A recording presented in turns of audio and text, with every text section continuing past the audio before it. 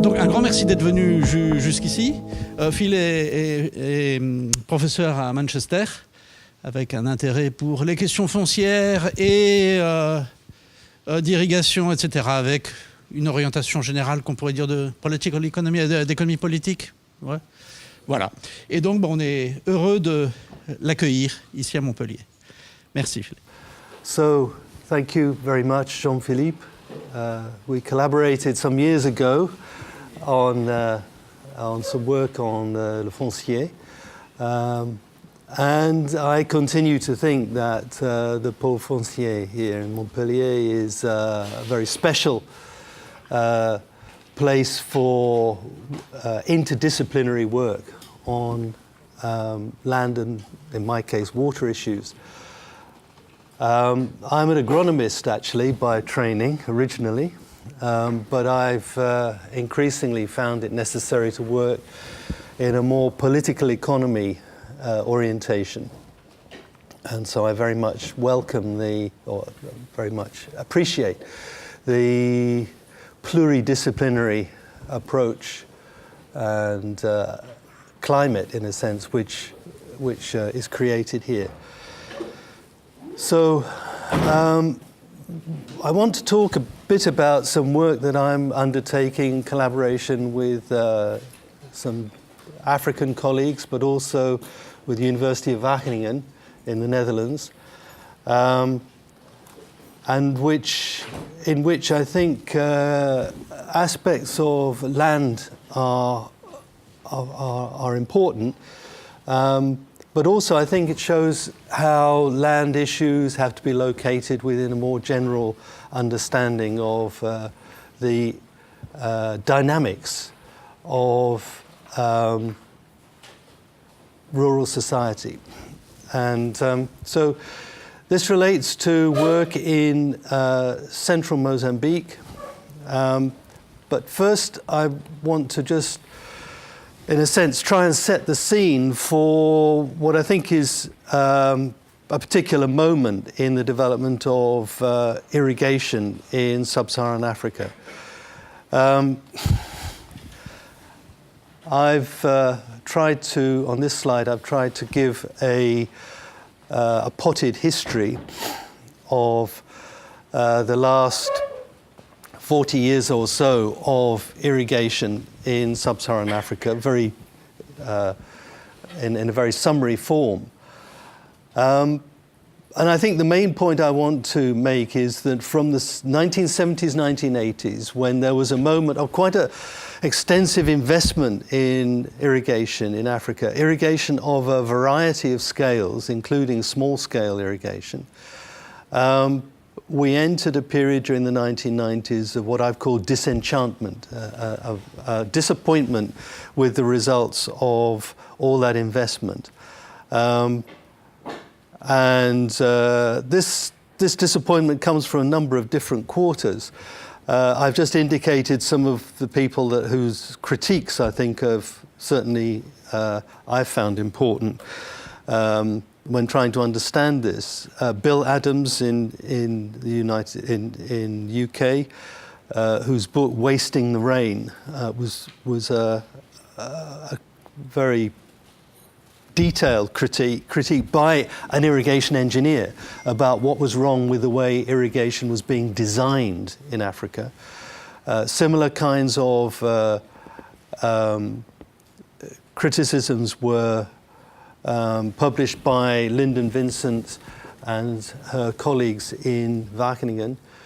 You have Morris and Tom, who did their major review of African irrigation for USAID in the US, talked about its high cost and low performance. And in the early 90s, you had Lucas Horst, professor of irrigation in Wageningen, who started to try and, in a sense, move from the critique to saying, well, how can we design irrigation that is more suitable for small-scale irrigators in Africa? And I think what one would say is that this recognition that irrigation as a technology was on the one hand perceived to be a key to, if you like, Africa's green revolution. And one has to recall that in the 1980s, Africa, concern with food production in Africa was very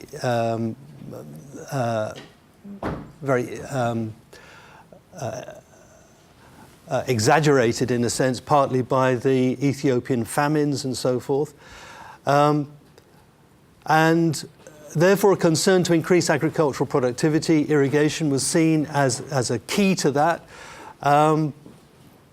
but seemed to be failing. And I would say that arguably because of this failure there was a bit of a stalling in terms of the prospects of serious technological advance in food production, in food productivity in sub-Saharan Africa. And certainly from the 90s to the mid-2000s, I would say that there was a period, a lost decade if you like, when irrigation funding in a sense was put on hold for sub-Saharan Africa.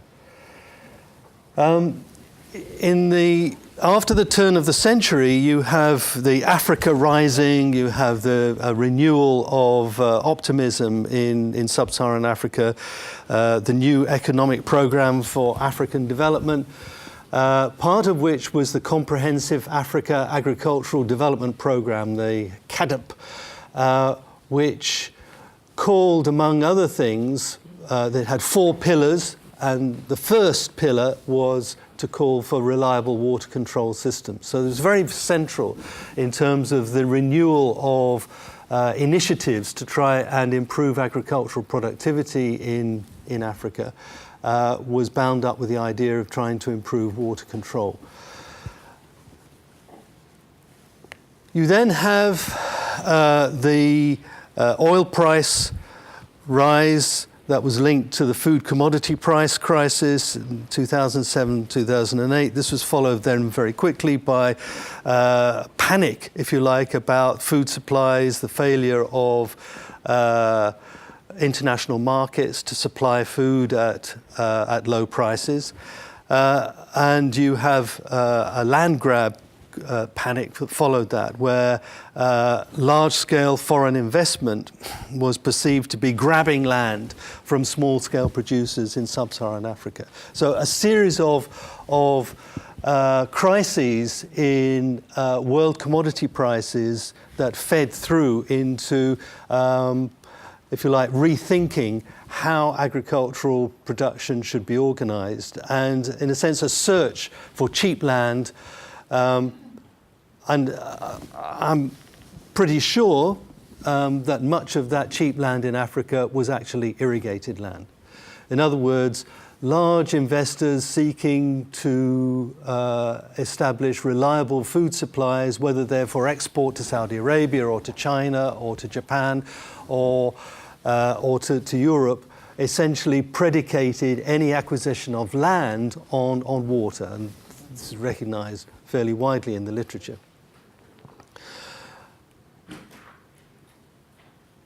Despite this renewed interest on the part of the World Bank and various investment partners to try and reboot, if you like, the efforts to increase productivity in African agriculture, there's actually been a rather slow increase in the area under what I would call formal irrigation within sub-Saharan Africa. And you have, by contrast, the emergence of work which is documenting the proliferation of what Charlotte de Fraiture at IMI calls small-scale private irrigation. She was working particularly on West Africa, places like Burkina Faso, Ghana, Ethiopia even, in her project. But start to provide fairly convincing evidence of a proliferation of small pumps, small dams, use of groundwater for irrigation, these kinds of initiatives, which are essentially being driven by farmers' own investments. Now, if we look at Mozambique, I refer here to work that's largely carried out by Wageningen University, led initially by Alex Boulding. He undertook a study in the mountainous areas on the Mozambique-Zimbabwe frontier, on the Mozambique side. This was precipitated partly by the land reform movement in Zimbabwe starting in 2002, where you had the transfer of large-scale commercial farms in Zimbabwe to smaller scale producers, but the associated expulsion of many farm workers. Now, many of those farm workers were of Mozambican descent, so you had a large movement of farm workers from Zimbabwe into Mozambique. And so this frontier area witnessed a large movement of population. And it was really in that context, I think, that Alex Boulding's work was started. They were interested to see what was going on there. It is an area which has been historically a refuge for populations. Earlier, during the period of armed conflict in Mozambique, this was an area in which people took refuge.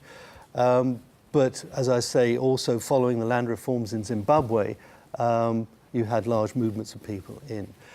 Now, there are a number of activities, many of which Boulding and his colleagues identified, particularly gold panning, gold mining, artisanal gold mining, and so on, which generate a lot of money. But there was a lot of labor, so you have a combination of capital and labor, and you also have the need for food production. And what they identified, and this came as quite a surprise, was a large number of irrigation furrows that were using water intercepted from streams in this mountainous area. And more to the point, this area was not actually recognized or registered by the Mozambican authorities. It was there, it was happening, and it was very extensive. He reckoned at the time, in around 2010, he reckoned there were probably about 5,000 to 10,000 hectares in total of irrigated farming going on, which was entirely unofficial.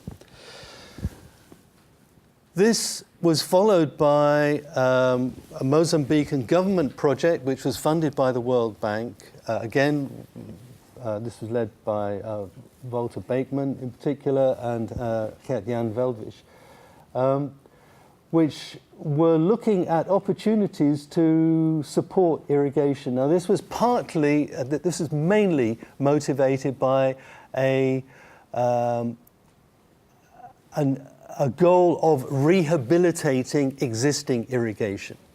And they were, in a sense, trying to find out what irrigation was going on and what support could therefore be provided to try and improve or rehabilitate that irrigation. And as part of that work, they undertook a survey of 7 districts in Mozambique. And again, they found large areas of irrigation.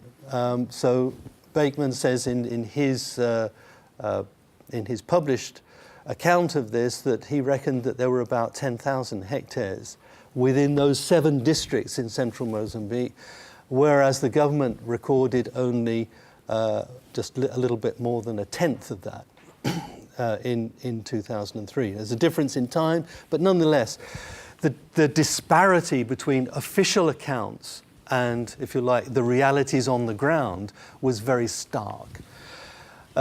This was followed by another Wageningen project which essentially tried to look at how irrigation engineers might engage with communities who were organizing this kind of irrigation and how they might support them. Now, Gert-Jan Veldwisch is very clear that the support was not just about building infrastructure, but it was also talking to them about how the irrigation was organized and so forth. And they developed a methodology about how to analyze what was going on and how to offer support that would be useful. But again, in the course of this work, they found much more irrigation than they had anticipated. And in fact, their estimates within the area, relatively small area where they were working, resulted in estimates of existing irrigation that were double those that had only a year before been estimated by the Pro-ERI survey. And okay, I'm a little bit skeptical about the extrapolation, but basically their argument was, if this level of irrigation activity is replicated in other parts of Mozambique, and that's a very big if, but if it is, then the official government figures of 118,000 hectares of irrigation, which is formal equipped irrigation, much of which is not being used, incidentally, because it is in disrepair. But if we look at the estimates, if we extrapolate the amount of irrigation that we are encountering at local levels, if we extrapolate that up to the national level, then effectively it is equivalent. So informal irrigation is effectively equivalent to the total national recorded formal irrigation. So it's significant. That was the basic argument, was this is a significant amount of work going on. It's not a minor thing. It has potentially very large implications for the agriculture of the country. Okay, so this is where I suppose I joined the program.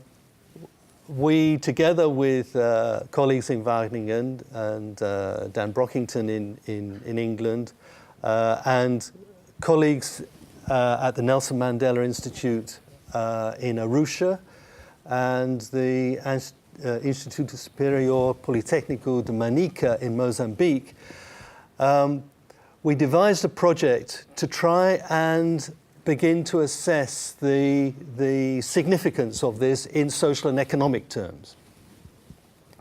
We're currently running a project which its full title is Assessing the Growth Potential of a Farmer-Led Irrigation Development in Sub-Saharan Africa. We're doing this in 8 sites in Tanzania and 5 in Mozambique. And we have two major concerns here. One, which I've tried to summarize here. One is, if this irrigation is unofficial, and if it is not recorded, what do policymakers think about it? And how do they approach it? How do they engage it? And we know from, at least from our qualitative work, that there are at least the possibilities that government's reaction is simply to say, this is illegal, this is damaging, this is causing environmental problems, and we should close it down. So suppress it is one option. Another option is to say, well, this is important and we should support it. But then the question is, support how? And I don't want to say an awful lot more about this at this stage, but that's certainly one of our concerns that we want to engage with in this project. The other aspect which in which we're engaged is to try and get some idea of the socio-economic impacts. And in particular, we know from other green, if you call them green revolution experiences elsewhere, where you have rapid increases in agricultural productivity as a result of technological change, there will be some who win and some who lose. The question is, how many winners and how many losers, and what are the overall consequences of that? So we are trying to get some idea of that too. And finally, I suppose, can we understand this irrigation in a way which can be useful for policy purposes? So I'm going to just focus on, if you like, some of the qualitative findings from our work in in a couple of sites in central Mozambique.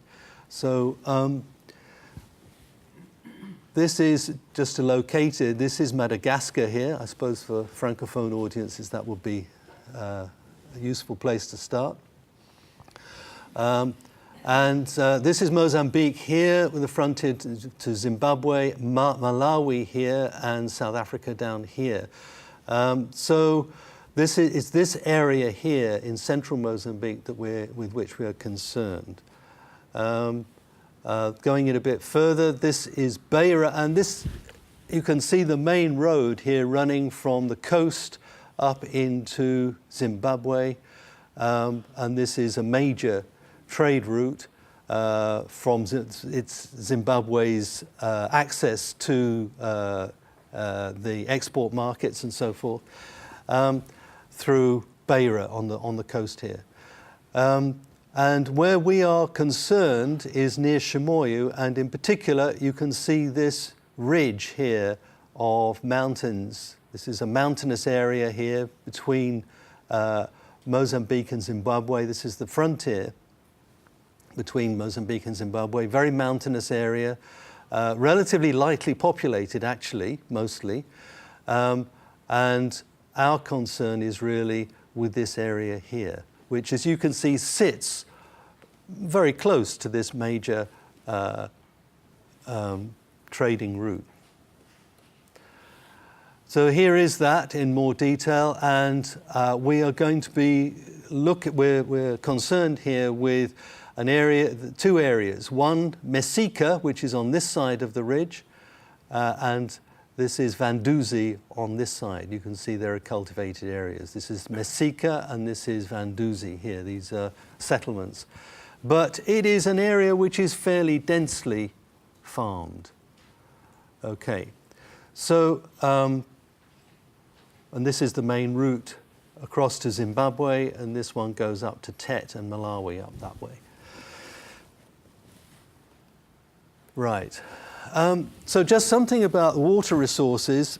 I think one thing that's important, and certainly from an irrigation planning point of view, is that this is not an area of what one could consider low rainfall.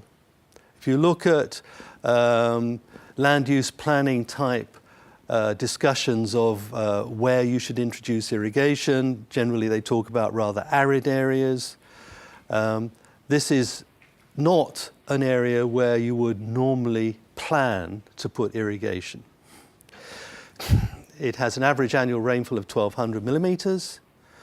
And you can see here figures, actual evaporation about 949 millimeters, annual discharge through the streams coming off the mountains about 266. Important to recognize that you have, apart from the discharge coming down from following rainfall events, when you can have very large amounts of water coming down these streams off this mountain, you actually have groundwater recharge, which means that the streams are largely perennial. So although you have a long dry period from about March, April until December, with very little rainfall, so a long rainy period, those streams will largely continue through that period, partly because there's water coming out of the groundwater at the base of the mountain. So looking at the two areas where we are concerned at the moment, the irrigation is based on diverting streams into earth furrows, largely. So people will put some kind of obstruction across the river and then divert the water into a furrow, which they will then dig to conduct water over quite considerable distances, 1, 2, 3 kilometers sometimes, where you'll find the water running through these earth furrows across the landscape. In Messika, you have, we reckon there are 7 streams being used for irrigation, and there are around 53 canals being taken off these in total. with probably about 1,000 hectares being irrigated. These figures are quite approximate and will vary a lot from one year to another. On the Vanduzzi side, again, 7 streams, about 30 canals and about 350 hectares irrigated. So we have 3 seasons. The rainy season, now there's not much irrigation. It's important to recognize that it's not because irrigation would not be useful, because during this rainy period, oh God, what have I done here? During this rainy period, you do get dry spells. And if you're growing a commercial crop, tomatoes, for example, you do not want it to be subject to drought. So actually, for commercial purposes, irrigating during the rainy season does make sense. However, the farmers are often unable to do that because their diversion structures are often destroyed by these huge amounts of water that come down following heavy rainfall. So actually, there's very little irrigation goes on, by and large, during the dry season, at least where the diversion structures are temporary. This is followed by a cool period from April to August, which is the main irrigation period where they construct these diversion structures. And then you have a hot, dry period, September, November, where you can run into water shortages before the rains start again. So that's broadly speaking the pattern of water use within this area. Just a brief, you get a sense of these Inselberg type mountain and the cultivated areas below it. These, the mountain is around 1,600 meters above sea level. And the difference between, if you like, the rivers below and the mountain is around 800 meters in places at its peak. So quite a significant amount of difference. What I've got here is just a timeline to give a sense of how the area has come to its present situation. It's important to recognize that during the colonial period, the area was largely settled by Portuguese settlers. Most of the land was farmed by them. And that came, and they did construct some earth dams, and they did construct some canals. So in a sense, the technology of irrigation was there during the colonial period, as indeed Boulding found in the area where he worked, which is up on the mountains further towards Zimbabwe. In 1975, the Portuguese left, and you have this period, about 5 years or so, 5-6 years, when the ex-settler farms were in a sense farmed under various different regimes. And the interesting point about the 2 sites I've chosen here, Messika on the one hand and Vanduzzi on the other, both were farmed by Portuguese settlers, but in one case, when the settlers left, in a sense, the local population took over the land, occupied the land, and the government designated this an area of cooperatives. Now, what that meant in practice is up for discussion, but the point was that there was the population, in a sense, had a pretty free access to the land that had been farmed by the settlers on that particular side of the hill, as it were. On the other side of the hill, of Vanduzzi, the ex-settler farms were run by the government as a state farm. This is part of a general concern immediately after independence with the abandonment of large areas of mechanized farming that the Mozambican state took over farming directly as state farms, generally with overseas support and investment from a variety of different governments. In this case, I think there were largely Italians involved in the Vanduzzi farm.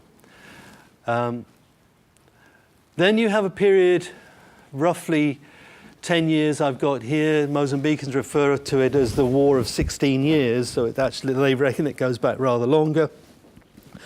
conflict related to Zimbabwean independence initially, from 1978 to 1980, where there was a lot of destabilization going on. With Zimbabwean independence, you have the takeover of the insurgency by South African support, and that continued much longer until 1992, when you then had an armistice. But during this period, you had widespread depopulation. Effectively, the population left the area. It was insecure. So you then have, in 1992, you have an area that's largely depopulated, considered to be relatively high potential in terms of agriculture, and you have a massive movement of population back into the area. Some were people who were moving, in a sense, to reoccupy land that their families had had before, but many were people who had no previous connection to the area. So you had families of ex-military who had settled in the area during the war. You have families who are simply moving from other parts of Mozambique, looking for areas of good potential. So you have this move back. Now, I've just noted here a couple of instances on the Mesika side, when going through the oral histories with people there. What's very apparent is that individuals sought to occupy farms as in totality. In other words, you will have individuals who would lay claim to 500 hectares or 700 hectares or 400 hectares. In other words, individual entrepreneurs or people with particular connections to government, people who had influence, who sought to, if you like, grab land. These were locals, these were Mozambicans. So you have one individual who occupies 750 hectares, which is an ex-settler land. That was challenged by the local population, and the local administration said, no, you can't, your 750 is 200 for you and 500 for the 250 for you and 500 for the population at large, who would then occupy the land for small-scale farming. Another case on the Vanduzi side, where you have an individual who claimed 400 hectares and hung on to that, although it was under challenge by the local population, but then resold to a Dubai-based businessman who still farms there, incidentally. But that claim, again, was challenged by local groups of farmers who have managed to gain some access to that land. Now, an important difference between the two areas, I think, is that in Mesika, where you had no previous state farming, the population was pretty much left to make its own arrangements. In the Vanduzi side, where you had a previous state farm, there were a series of rounds of rehabilitation. In the 1990s, you had a UNICEF-funded rehabilitation of canals, which meant that you had cement-lined canals, and here the land was, after rehabilitation, was allocated to recognized farmers' associations. In other words, farmers' organizations. That were recognized by the state. And that, I think, I'll want to say a little bit more about that before. So, in a sense, the choice of the two sites is partly based on this historical difference between whether or not the state was involved in occupying part of that land at some stage in the past. And I think this does feed through into matters of land tenure and how how people hold land now, and indeed their possibilities for holding land now. From about the turn of the century, you have local individuals who are now opening canals. Now, in a sense, they are recuperating the small number of canals that were already there in colonial times, but they're opening very many more. In other words, the technology is now being replicated and expanded by local farmers or groups who are seeking irrigation. And going on at the same time, more or less, is a growth of commercial production, and indeed I would argue that it's the commercial production and the opportunities for commercial production that is in fact provides the rationale for irrigation. So you have local traders based in regional towns, provincial capitals, Chimoio, Beira, who are advancing credit to farmers for the production of crops for sale. And here in Vanduzzi, it's characteristic that people grow cabbages. At that time, on the Messika side, it was more tomatoes. But otherwise, the pattern is very similar. And I'll talk a little bit about this issue of commercial and local traders. A little bit later on, you have a multinational. It's actually a British-based company, Compagnie de Vanduzzi, which starts contract farming for export. I should say that the contract farming preceded the multinational, because contract farming was the system used by local traders for vegetable production. But you see the export crop being produced by Compagnie de Vanduzzi in Vanduzzi to start with, but later in Messika, subsequently discontinued actually. Now the other point, the final point here really in the timeline is from about 2012, you have the area, I think there were 5 canals systems in the Vanduzzi side that were selected for rehabilitation by the Pro-Iri project. And I'll talk a little bit about that.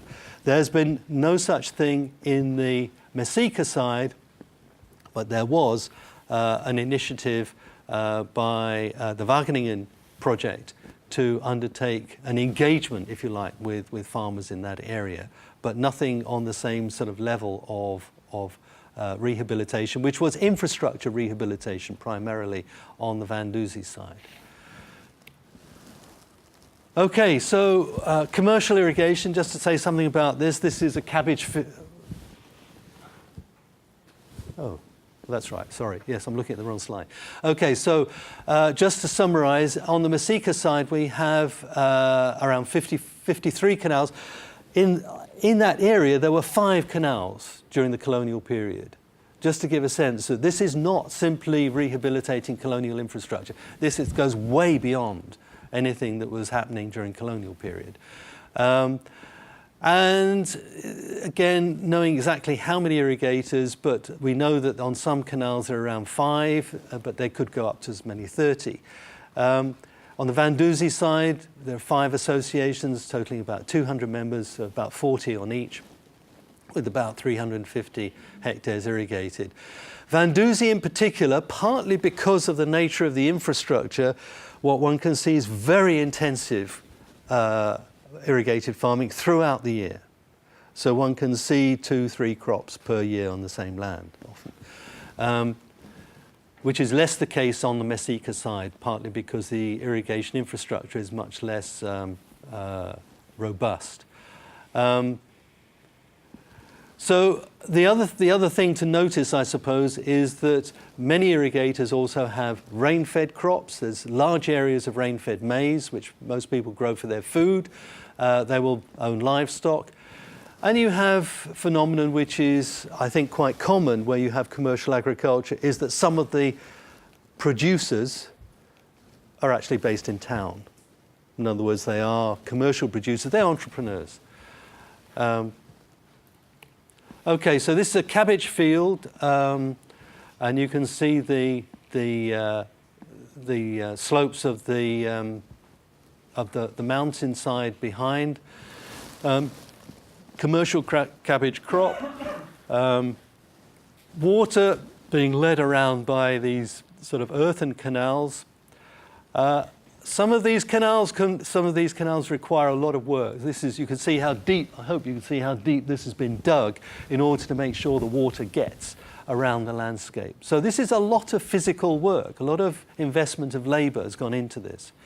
And also some innovation in terms of how you get water out of the canals. This is actually a concrete lined canal in the Vanduzzi system, where somebody is simply just diverting water out into fields using pipes. So this is coming down quite a steep slope. So very, what one could call artisanal approaches using completely local technology, by and large, but for very commercial purposes. Okay, I want to say something about the markets.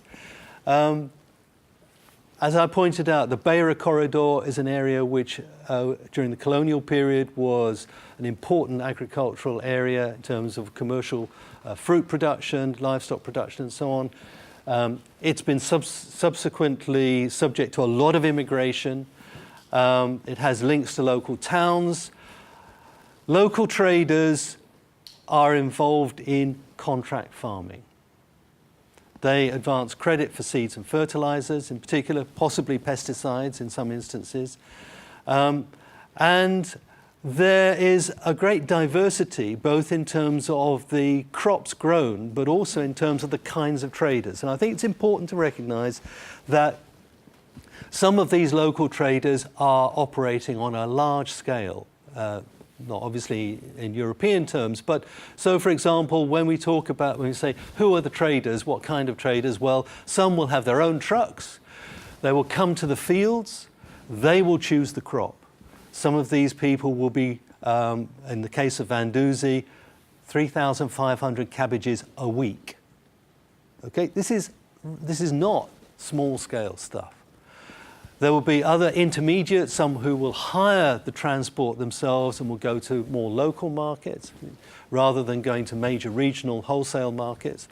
And some will be small retailers who will just go and buy sackloads of cabbages in this particular case to go to a local market, sell at the side of the road or whatever.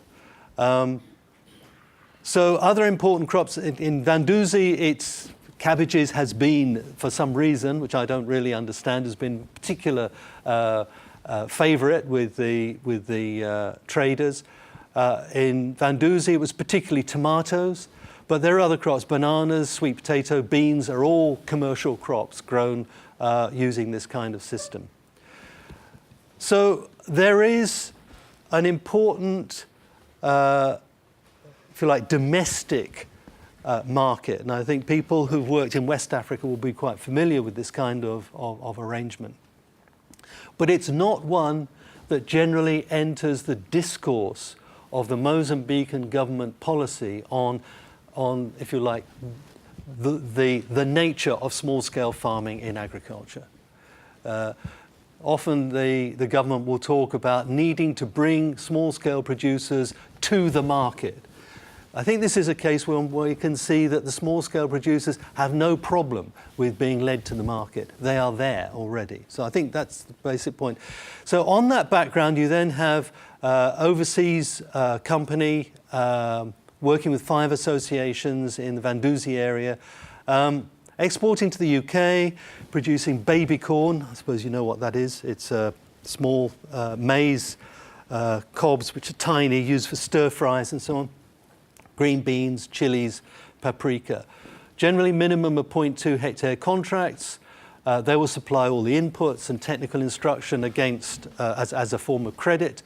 You have to be a member of a registered farmers associations, but the contracts are with individuals. So it's quite possible to have a contract within the same family. You have a woman has a contract, her husband will have a contract, their son will have a contract. So you have 3 contracts within one household. It's not uncommon. And there are questions about how they work on those. I would just say one thing about this. Given that there is such a strong local market, what is the preference between, if you like, the export market and the local market? When we've asked about this, the view has been that there is, in a sense, a prospect of security associated with the export market, in the sense that there is greater confidence that that the contract will be fulfilled from the point of view of the trader. There's less ambiguity about that. However, it's also reckoned that the margins of profit will be greater on the vegetable crops such as tomatoes or cabbages that are grown for regional markets. So there's a degree of ambiguity here over the benefits of export markets versus local markets, certainly in this particular case. Okay, now, and I need to move. So, yeah.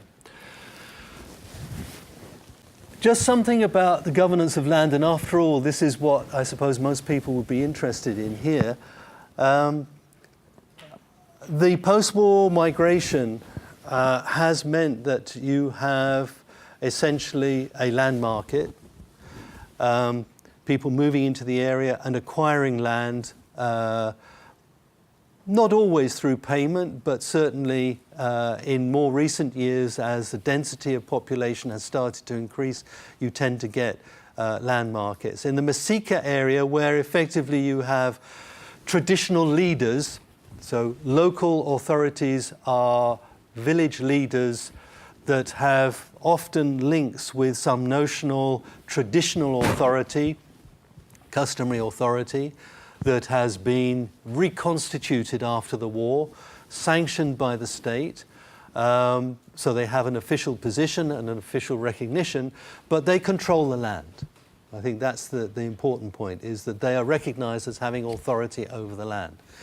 And that land will be bought or rented, although there appears to be some kind of sensitivity about rent among some people. So there may be political issues about rent. But the fact is that not all immigrants are able to get irrigable land. And so you find that quite a lot of people say, yeah, well, I tried, but I haven't been able to get hold of irrigable land. So there is a premium placed on acquiring land that can have access to a canal, or land to which a canal can be extended. Those are the possibilities. But certainly not everybody is able to achieve that. On the Vanduzi side, it's quite different in the sense that there are areas, and it's not all of the area, but there are areas which were previously recognized as state farmland, which have in a sense moved from settler farming, they've moved into some notion of government land. And their occupation is only by farmers who are organized. And what one can see is that the rehabilitation process, which I'll come on to in a little bit, has increased that formalization.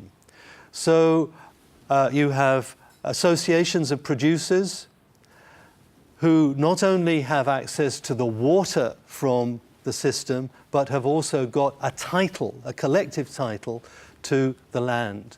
This is the so-called DUAT document, which means that the association controls access to the land within that system as well as the land, as well as the water. However, it's also necessary to be aware that surrounding those defined association areas, there's other farmland which is also being irrigated from the same sources by people who are not within the association. In other words, the creation of the association has created a boundary, in a sense, between people who are now deemed official irrigators and people who are not. But they're essentially all doing the same thing. They're growing crops using the same irrigation water. And so therefore, the people who are not the official irrigators are now accused of stealing water from those who are the official irrigators. And that raises issues about how are those issues to be resolved. Okay, I'm not sure how visible this is. This is up the mountain in Vanduzi. If you go up maybe 500 meters or so, this was a rehabilitation which was set up using World Bank funding and an irrigation construction company. Essentially built Again, I'm not sure if you can see this. There's some gabions over this side here. The water comes in here from above and is stored in a pool here. And there's here a filter. You can't see it. There's a filter which then takes water out into a pipe. And there are some settlement tanks to remove sediment. This is then fed through a pipe which goes down some 400, 500 meters to the fields where it feeds a sprinkler system. So you have here a sprinkler system which is fed by gravity, so no pumps involved. And farmers love it, partly because they no longer have to spend time in the fields opening and closing furrows and so forth. They just plug it in and all they have to do is move the sprinklers from time to time. So hugely labor saving. And this, you know, as I say, is an innovation that was made possible as a result of funding from the World Bank. So you have quite distinct trajectories emerging here. On the Mesika side, where you've had very little investment, in terms of managing water, you have the initiators of the canal, regarded as the donor of the canal, the owner of the canal, who essentially makes the rules, determines who can join, who can't. Although, by and large, people who have access to land next to the canal are able to join. There doesn't seem to be a very strong exclusionary principle here, at least as far as people joining a group is concerned. Obviously, it depends on them being able to gain access to land next to the canal. So you may join either by borrowing, which is often, if you have people in your family, kinship, you're able to borrow land. And certainly one can see if people want to have a contract for a season, then it's quite common for them to borrow just enough land for a contract to grow a commercial crop, just for one season. Similar, people can rent land for that purpose, or you can even buy land. And certainly I've encountered people who have bought a number of parcels in the area. But there are many who can't. Now, there's evidence that there is irrigation rotas, sharing of water and so on under fairly well-defined patterns during the dry periods, particularly in this period, September, December, when you have water shortages. You have management group for the canal. Normally these are about 5 people for each canal. They tend to be dominated by non-migrants. That's one thing that seems to be clear, is that on the one hand, people don't talk about differentiating between immigrants and non-immigrants, but when it comes to it, often the owners of the canal and the management committee tends to be dominated by non-migrants. So there is an issue here about different status of people using land and water. And if there are disputes that can't be resolved within the management group, there is the option of taking this up to a community leader. And again, the community leader has at least some notional indigeneity attached to that position. How this works out in practice, it will vary, and it varies very much on individuals. Some individuals I can think of one particular case where an individual found, although they were owner of the canal, managed to get themselves into a situation where they became very isolated, and there was a lot of opposition from neighbors about how they were making rules, how they were controlling water. So I think individuals need to be politically sophisticated in how they manage their affairs with their neighbors. In the Vanduzi case, you have a much more formal structure. you have the sprinklers being operated by gravity, and, as I say, greater powers to exclude irrigators from the association's irrigated land. You can do that because you control the land. So an individual who does not fulfill the requirements, for example, of maintenance of the canals that are stipulated by the association may find themselves being expelled from the organization. Now, being expelled from the organization means not only you lose access to the water, but you also lose access to land within that boundary of the association, which is within the other system in Mexica is simply not, it's not possible to imagine that. Now, the sprinklers, as I said, are very appreciated, but it's also a very rigid system. And one of the consequences of that is that, first of all, there's a very strict limit of how much they can irrigate. And these irrigated areas are quite small when it comes to sprinkler systems, so far at least. 16 hectares in one association we looked at, 29 hectares in another. And it does mean that, in a sense, you have two different irrigation systems within the same association. You have those who can use sprinklers and those who have to continue using furrows. And given the advantages in labor saving, that almost creates a two-tier system. And there are questions then about, well, who gets to use the sprinklers and who doesn't.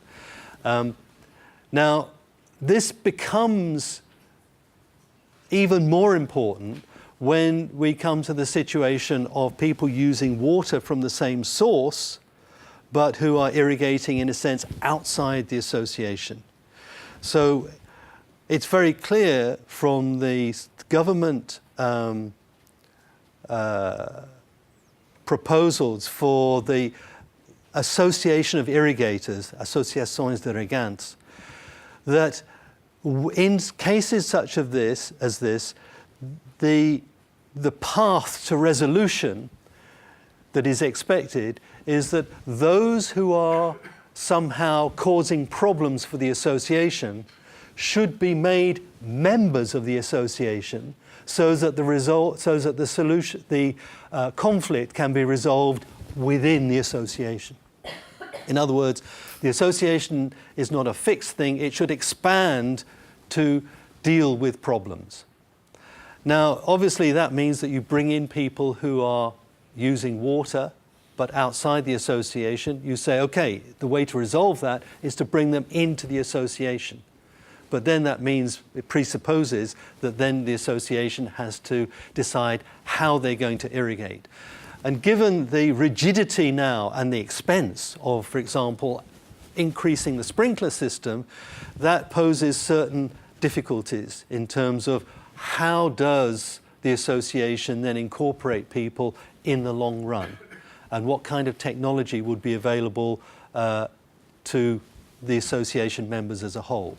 So there are unresolved questions, I think, there. So questions about expanding the capacity of infrastructure, and it does mean that where you are dependent on funding from outside, and sometimes very expensive infrastructure, how does an organization like this manage to expand in the way it's foreseen? Okay, so to summarize, we have a highly commercially oriented system that has expanded modified colonial technology, subject to a lot of immigration, that provides labor, but also drives a land market. I think we have, at least in qualitative terms, evidence of improved living standards. We're hoping to obtain more quantitative information about this as a result of survey work that's still going on. One can see improvements in housing, people investing in improving housing quality, the kinds of roofs they have, and so forth, windows in houses. Vehicles, motorbikes, trucks sometimes, and especially diversification into trading activity, people using the proceeds from irrigated agriculture to invest in goods for trading and so forth. I think there are questions which we're hoping to be able to answer about who gets excluded and what other consequences there may be in terms of wealth accumulation through this process, insofar as it's possible to judge at this stage. I think the final thing I want to focus on really is the issue of government policy. We are looking at Tanzania as well as Mozambique in this study, and I think what's very clear is the Tanzanian policy framework is quite different from the Mozambican one. It has been accustomed to dealing with farmers' small-scale irrigation for much longer. In the Mozambican case, we still have a government policy that's very fixated on, if you like, the modern. And the modern means large-scale, mechanized, hard infrastructure. And I think finds it very difficult to engage with this kind of somewhat anarchic activity. I've said here the government policy is ambiguous. It certainly, as in the case of Vanduzi, its inclination is to register and to organize and thereby to regulate.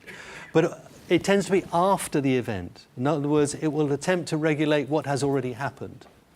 This doesn't translate into a plan or any, if you like, thinking about how this contributes to development.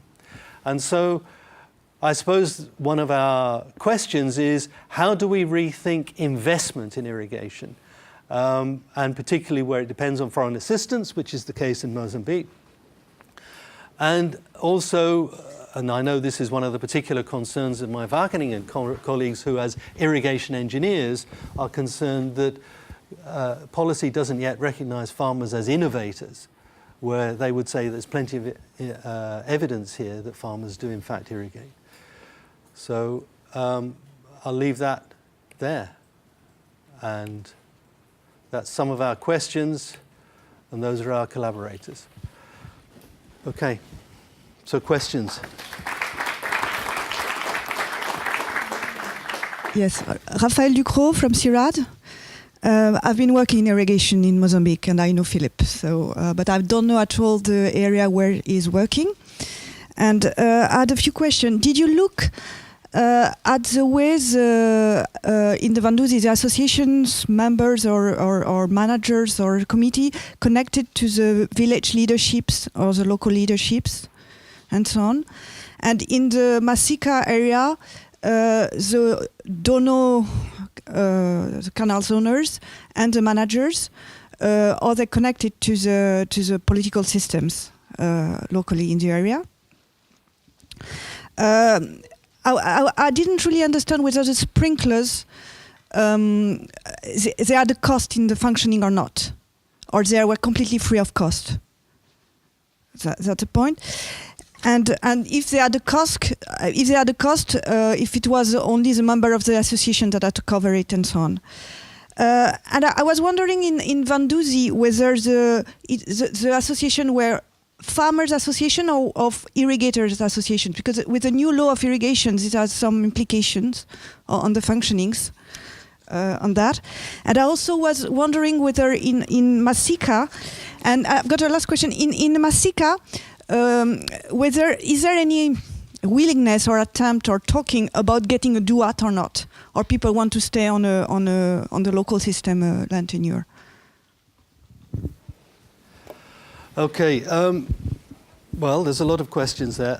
In terms of the position of individuals in the irrigation and community leaders,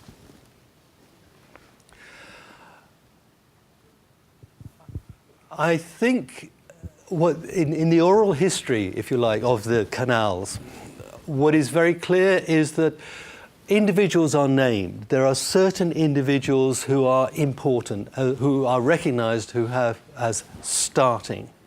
And those are, there's a certain degree of respect and their names are there and so on. So there are individuals. Now,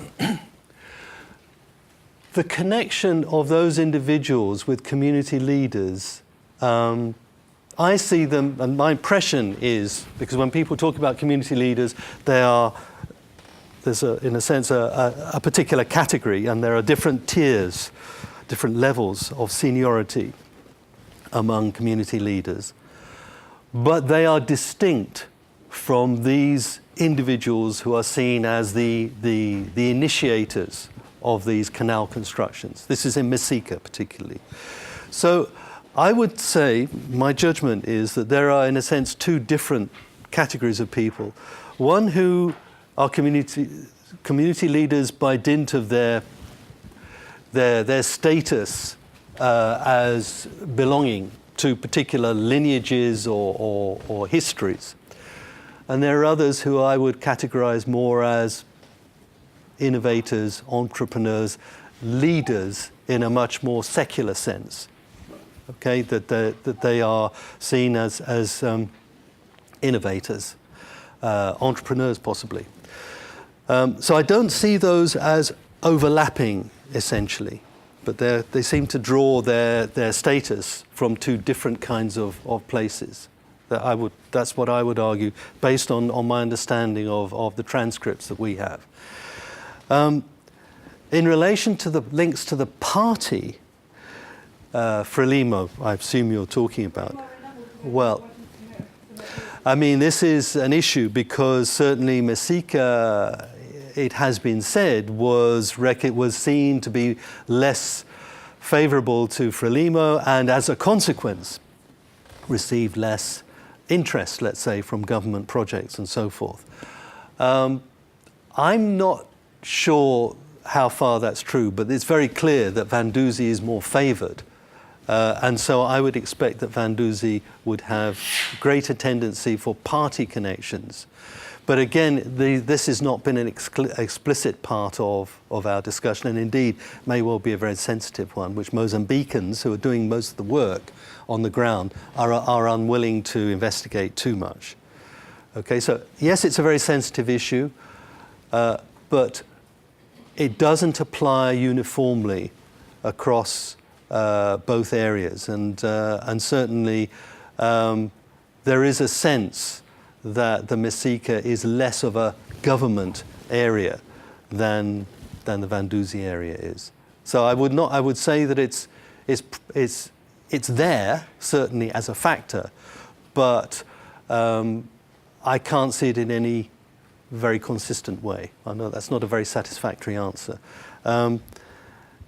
Contributions, there were contributions made by the participants in the association in Vanduzi, but the infrastructure cost was largely paid for by the Pro-Iri project. I mean, there were engineering contractors involved to do the work, to design the work and to do it. And that work... There's no functioning cost, recurrent cost. Yes, there are. Yes, there are. Oh, yes, there are. They are being paid? Yes, they are. Well, they have to be paid, otherwise they're expelled from the association. That's my point, is that this is a much more formal system with formal costs for entry and recurrent expenses. So members have to pay that, and if they don't, then they're out. And that's on the Vanduzi side. On the Mesika side, that doesn't apply. Not yet, anyway.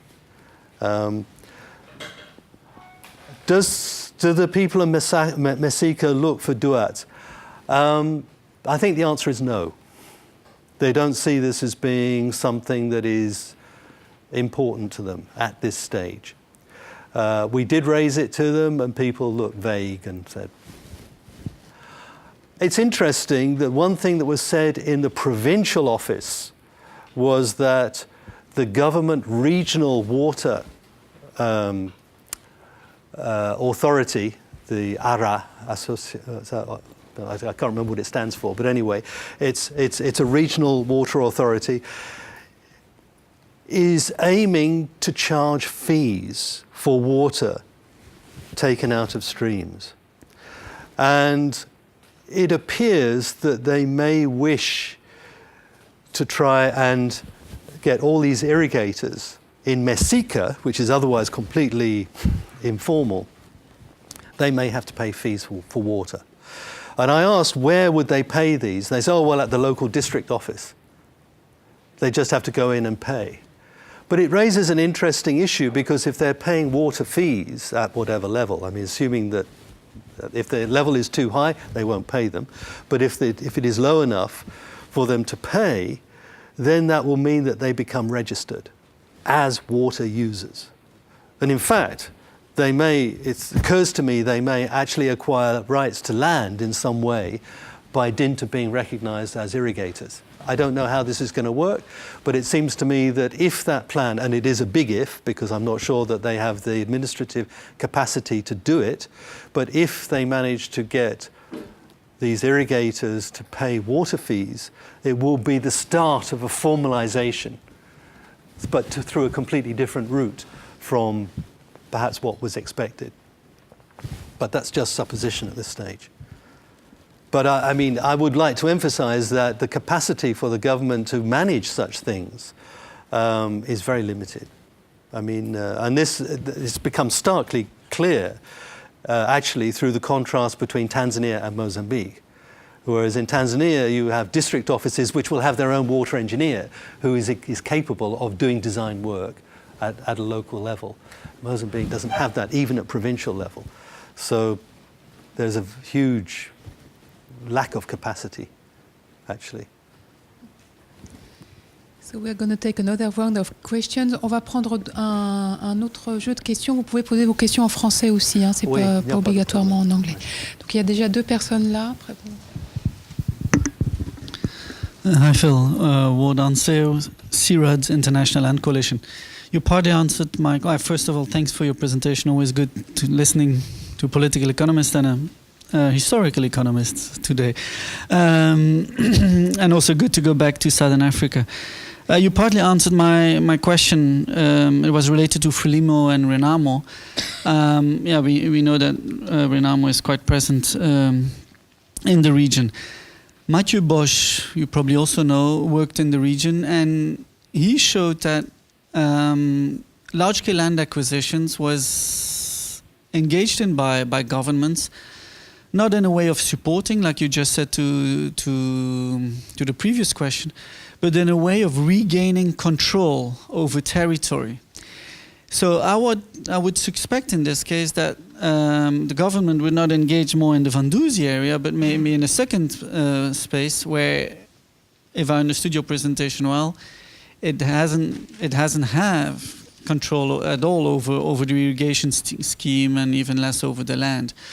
So why this decision of not engaging there in this region, retaking control over the land and the water resources, and in the same time over the political economy of the region? I didn't really understand this game there.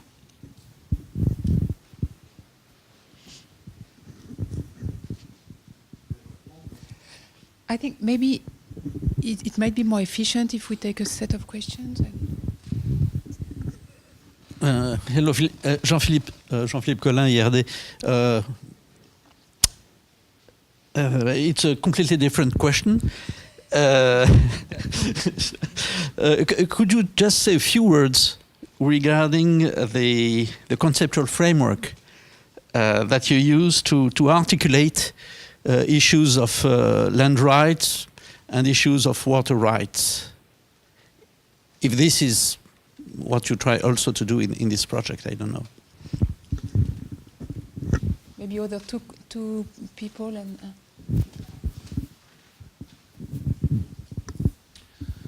Bonjour, Thierry Ruff de l'IRD. Merci beaucoup pour votre présentation. J'aurais 3 remarques peut-être ou points de discussion. D'une part, moi j'ai l'habitude de travailler avec des collègues de Wageningen sur les zones andines, avec Rutgerd Bollens et d'autres personnes dans des réseaux de recherche où on est parti aussi des techniques et de l'organisation des territoires de l'eau. Et ensuite, on est arrivé aux droits des indigènes. Et en ce moment, on travaille sur les notions de justice, water law and water justice. Donc, est-ce que cette progression se retrouve en Afrique de l'Est, dans vos différents terrains? Et puis, il y a un aspect qui apparaît aussi dans l'irrigation et que j'ai retrouvé chez vous, par comparaison, par référence au travail de Jean-Louis Couture, par exemple, c'est ce qui se passe en Afrique de l'Ouest, où il y avait toute une technique d'irrigation rustique, de détournement de rivières, qui donnait lieu à des sociétés locales, mais qui ne se sont pas fédérées en sociétés organisées, politiques ou en États. Est-ce que, dans le cas de l'Afrique de l'Est, ces initiatives locales se fédèrent en une vision plus étatique, enfin une construction par l'hydraulique et pas par le colonial ou par l'État central? Et enfin, quand on regarde bien pourquoi les gens font de l'irrigation dans des systèmes où il y a, enfin dans des régions où il pleut beaucoup, où l'évaporation d'ailleurs est plus petite que la pluviométrie, on voit que une des fonctions principales de l'irrigation, c'est pas seulement de répondre au stress hydrique des plantes ou des cultures, mais c'est d'apporter de la fertilisation par la sédimentation, enfin, c'est toute la culture nilotique qui est derrière ça. C'est-à-dire l'irrigation n'est pas, en partie, se fait même quand il pleut, pour en fait construire les sols, créer de la vie, avoir une... Voilà. Est-ce que ces aspects-là sont importants aussi chez vous? Those are not easy questions.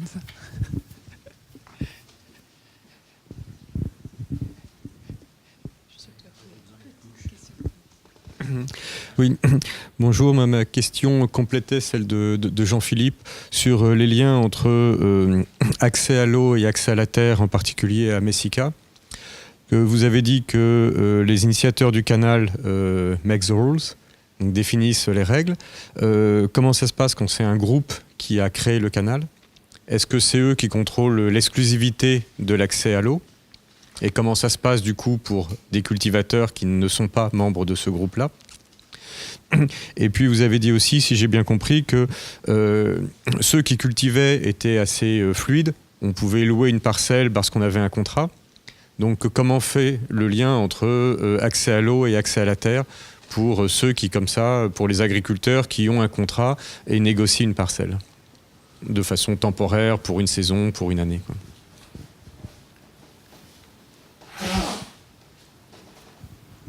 Okay.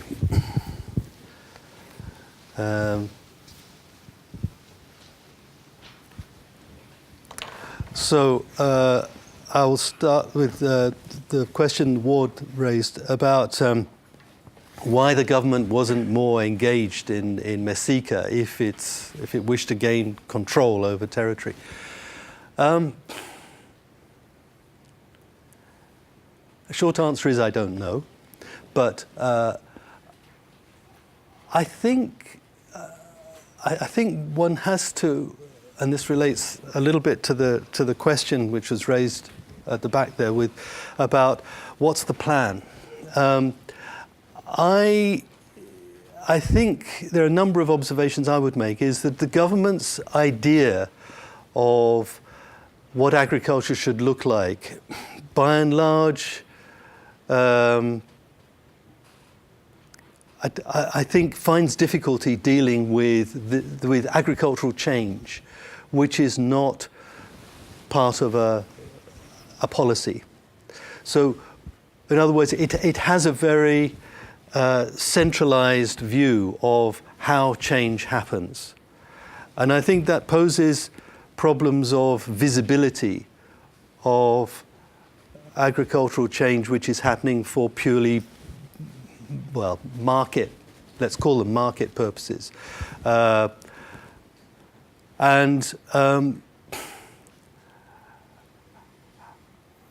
not saying that the government will not intervene in the Messika case, but up until now it has not shown much interest to do so. It may be because there is political opposition there, which they feel they can't overcome. But the essential impression I have, having been to the area and having talked to people, is essentially one of neglect. Nobody is interested in us, apart from the traders. The road is terrible to get there. I mean, it's 30 minutes or something, well, a bit more than that, maybe 40 minutes from the tarmac road to get to that area, but the condition of the road is appalling. And yet traders drive trucks down it to get there. The question is, at the moment, I would say it is an area which is characterized by neglect. And so therefore, in a sense, farmers have done what they do. And I think this is something that is a recurring characteristic of this kind of irrigation. When Alex Boulding was working up in the Peñalonga areas along the frontier with Zimbabwe, his observation was that these are, in a sense, areas where government control is rather limited. It's not just about irrigation, but it's also about gold mining, for example. And there have been occasions where government has moved to intervene. For example, there was a case near Manica where an entire gold mining settlement was essentially closed down by government because of disorder and general lawlessness that was going on. So government will act, but is not very proactive. It tends to be rather reactive. And I think, my impression is that government is rather reactive in terms of what is going on more generally in this kind of irrigation. It's, as I said, it tends to look at things from an ex post point of view rather than saying, what does this mean for our agricultural policy? And that's the question, in a sense, we're posing with government in Mozambique at the moment. And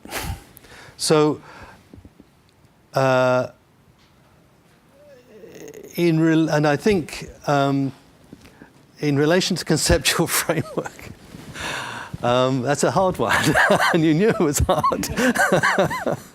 Well, thank you. Merci bien. I've been discussing this really from a purely empirical standpoint. So I think I have already stated that I think what we have here is a land market, access regulated by a land market. There are questions of douat, but douat I think which is a title, which I think comes in later down the line. My sense is that the douat, the formalization, will happen when you have infrastructure to defend, in a sense. But in the meantime, the infrastructure creates your rights.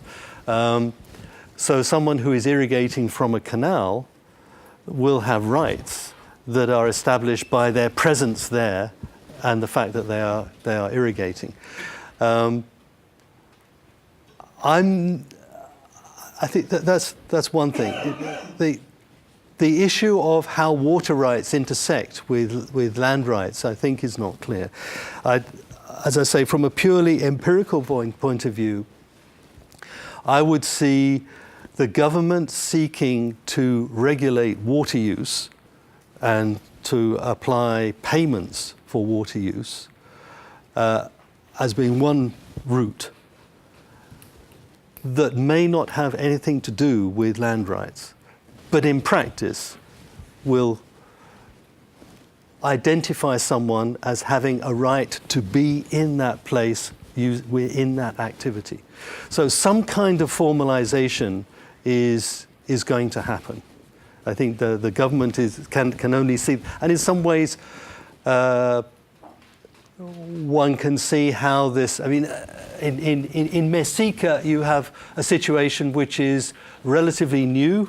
It is very fluid with many newcomers to the area, and exactly how this will become formalized is not easy to see. It may be that the government may insist on the creation of Association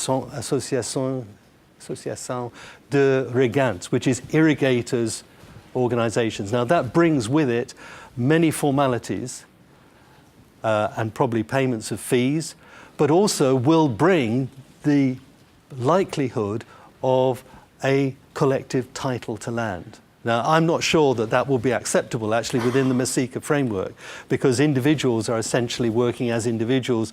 They are associations of producers, so they are recognized as collectives of land users, but they do not recognize themselves, at least formally, as collectives of irrigators. Although in practice, around a canal, you have to have an organization. And there is de facto an organization, but it's not one which has statutes and is not recognized by government. So I can see a push towards formalization, in which formalization of water use may, in fact, in practice, create formalization of land use. Now, I'm not sure that that operates as a conceptual framework, but it's a process, I think, of formalization. And I don't know how land market operates in that, except that I know that in the Van Duzy case, it's quite possible for a member to sell their irrigated plot to someone else. But that someone else has to be approved by the association. So there is a market, but it is also regulated by the collectivity.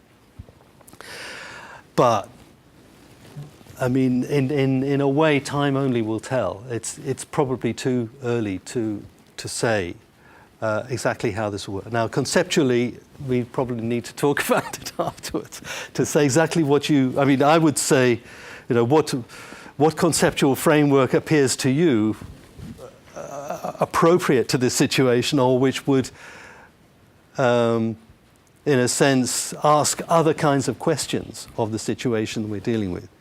I mean, that's what I would sort of throw that back a bit. In terms of justice, there's a question there about questions of justice and water use. I don't think it applies to irrigation. We're talking largely, I think, about water for drinking purposes and so forth. And that is a separate matter from irrigation water.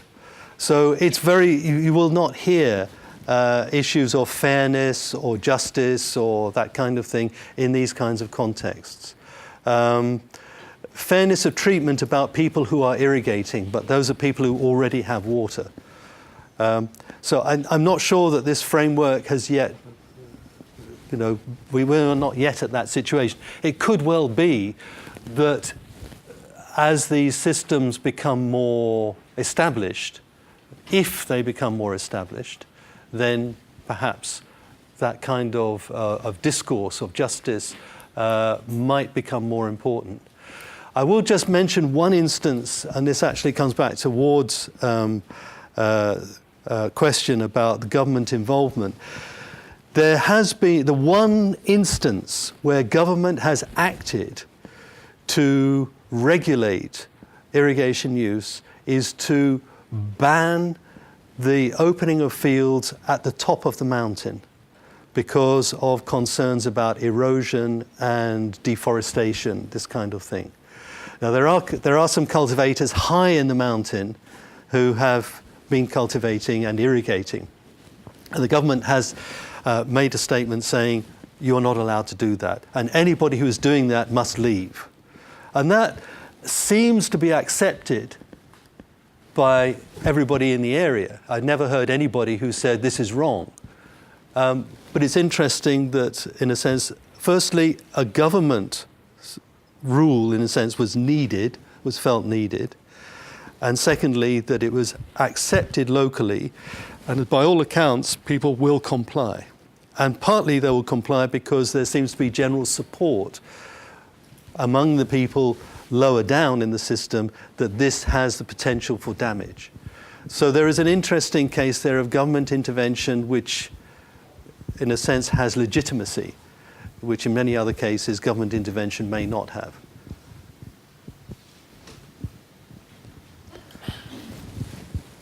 Thank you. Maybe we can take 5 more minutes to take a round of additional questions. Ali, Étienne, non?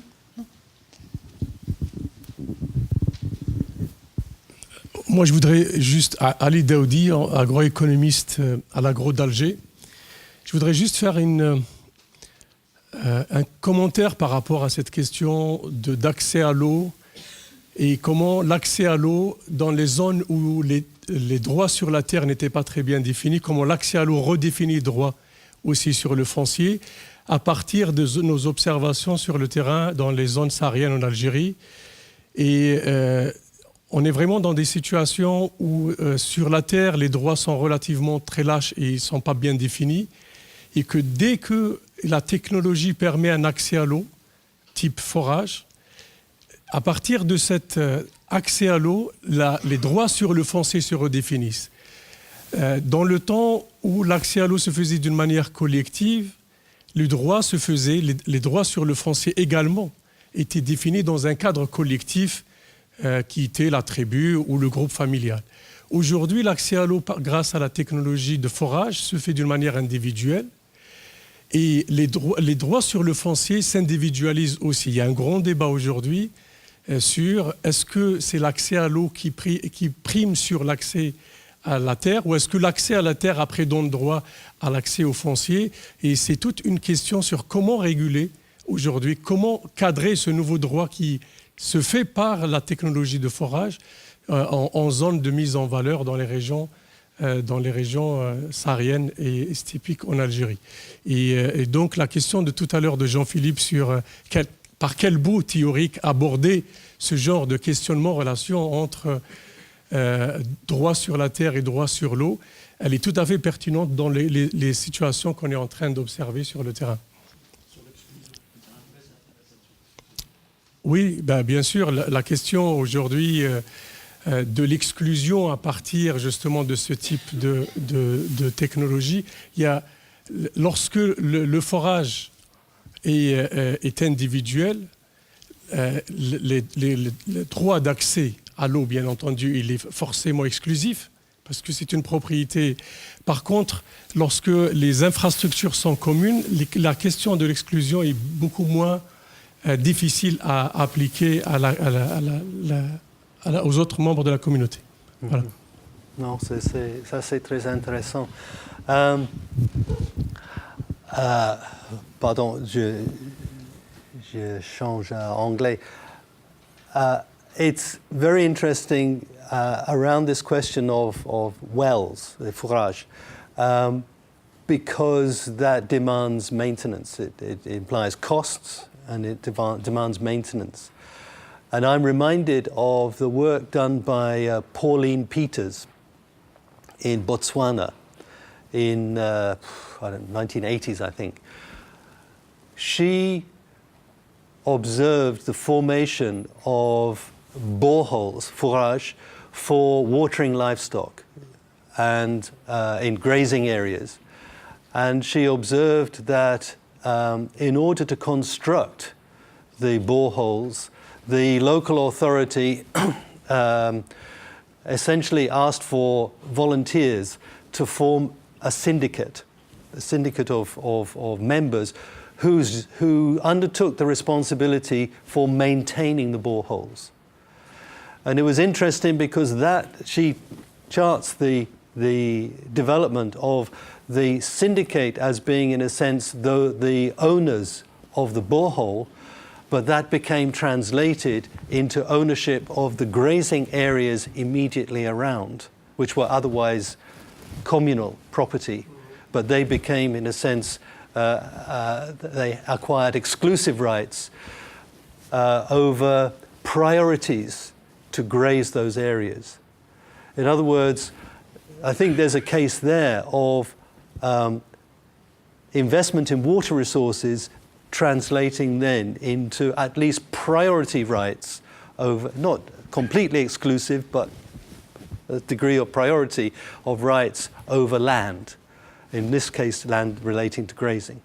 So I think there is precedent for that. And I can equally see, I mean, now that I think about it, that the Van Duzy case, where you essentially have an investment that effectively has created a collective resource in name of an association, has translated into a collective title to land.